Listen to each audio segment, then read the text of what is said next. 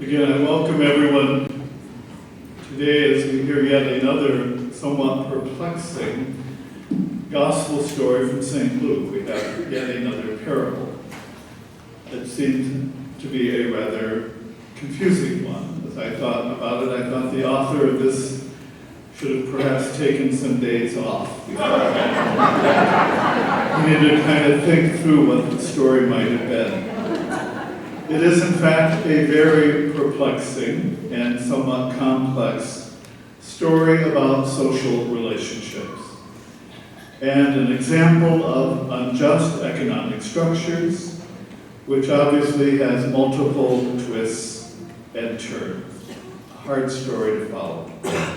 A story that provides a snapshot of what could be known as a monetary reckoning.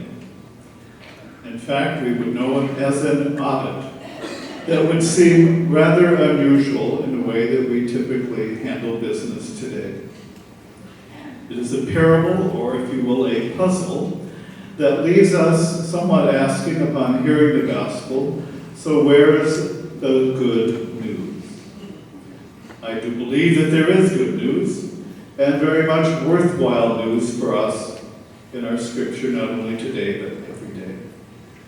Perhaps troubling and even somewhat unexpected, but our scripture today does point us on a path that gives us more information in terms of how we travel and journey in this somewhat worrisome world. The question we are asked has to do with how we each work with the many types of systems that we find ourselves a part of. Think about it for a moment. Your own family system and its own complications at times.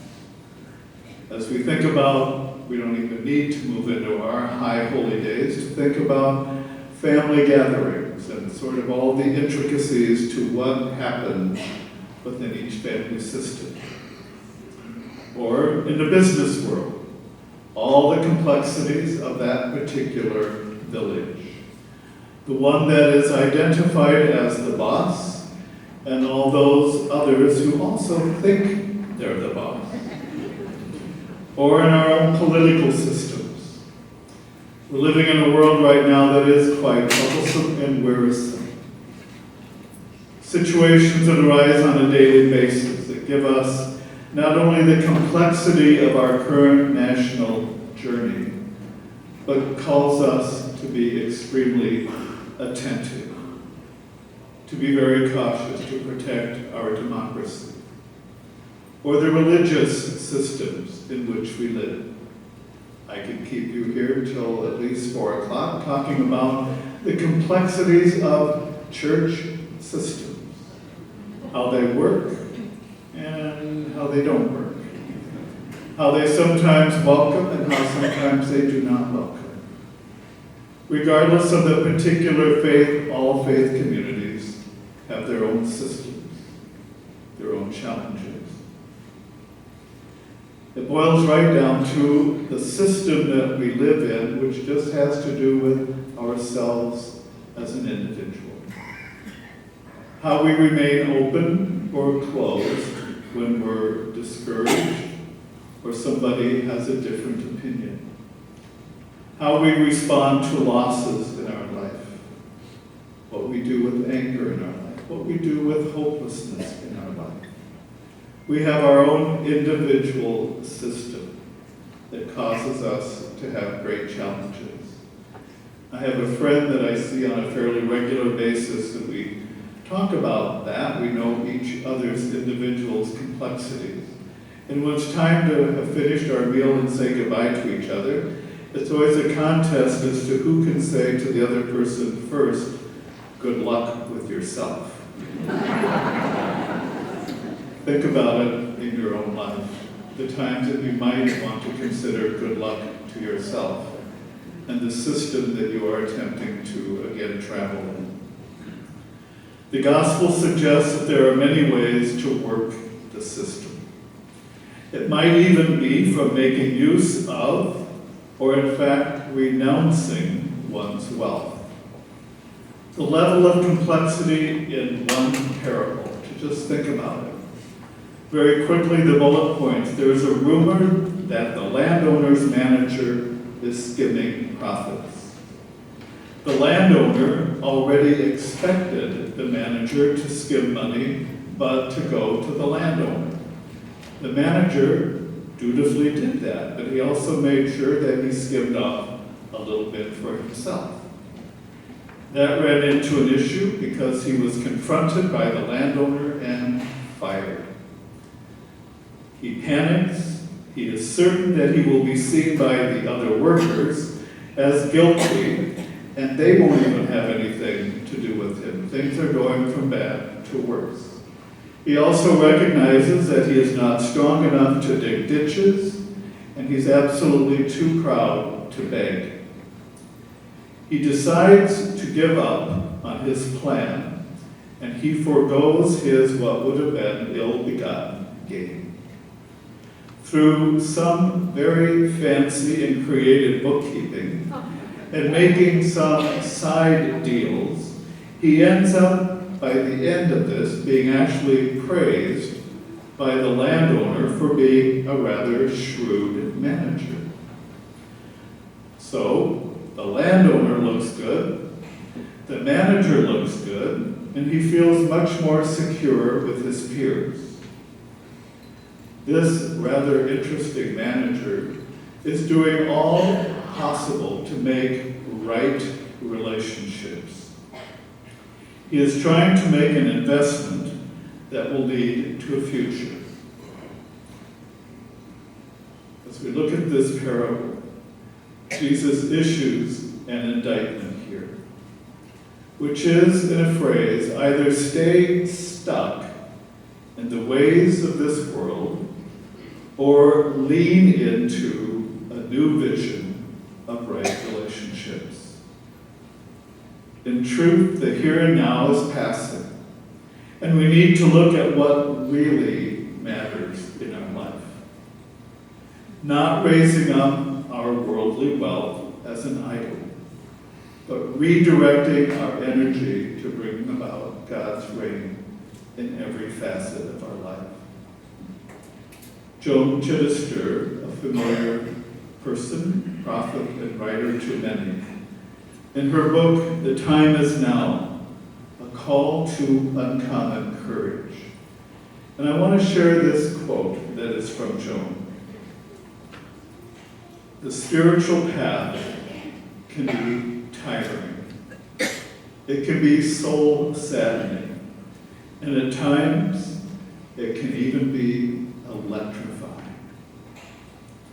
She goes on to say that the biblical prophets of Israel, every one of them, when they came to the crossroad between truth and untruth, when they had the opportunity to even just settle down, to quit the resistance of evil, and to accept the world simply as it was. Instead, they chose to keep on going. She goes on, the prophets were the sirens in the middle of the night. The prophets are the sowers of far-flung seed. The eternal, and I love this one, the eternal agitators in the soul of people, of the nation, of the world. They touch, again, in the murk, they are torches in the murk of confusion.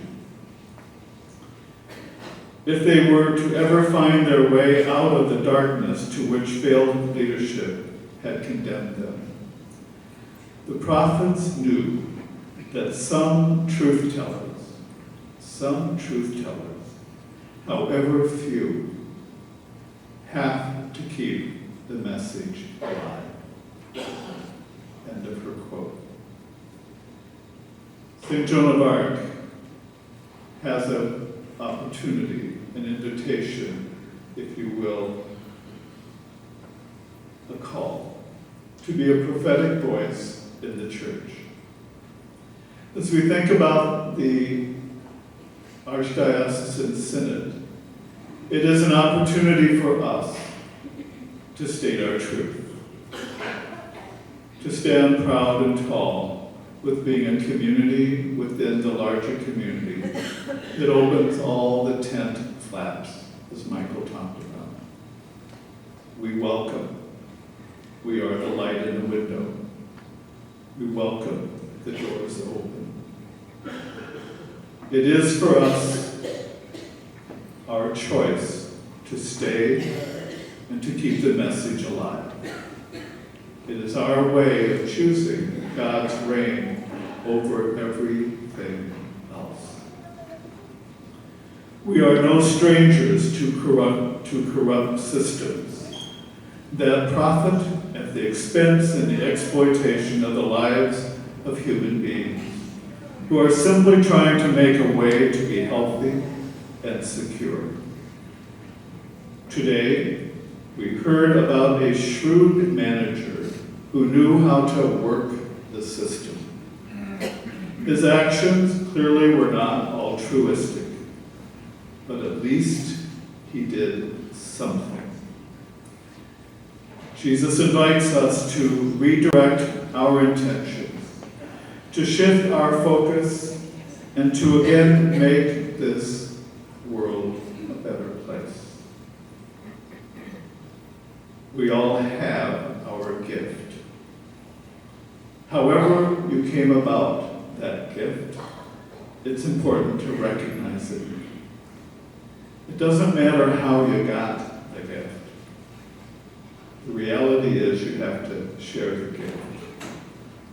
There is still hope for tomorrow.